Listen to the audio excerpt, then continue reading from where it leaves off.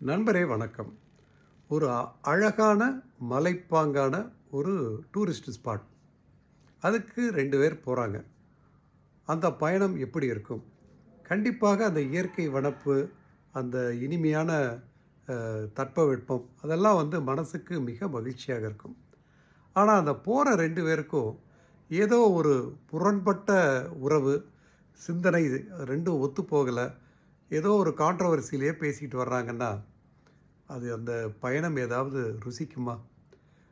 ஆனா, அதே சமயம் ஒரு இளம் காதலர்கள் மொட்டை வெயில்ல நின்னு பேசிக்கிட்டு இருந்தாலும், ஏதோ ஒரு ஹில் ஸ்டேஷன்ல நின்னு பேசுற ஃபீலிங்ல அவங்க ஒரே முகமலர்ச்சியோட பேசுறத நம்ம அடிக்கடி பார்க்கலாம்.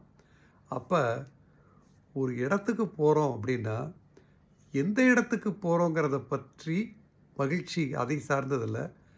யாரோட போறோம், எந்த மனநிலையில போறோங்கிறத பொறுத்து தான் அங்க மகிழ்ச்சி தீர்மானிக்கப்படுகிறது. நன்றி.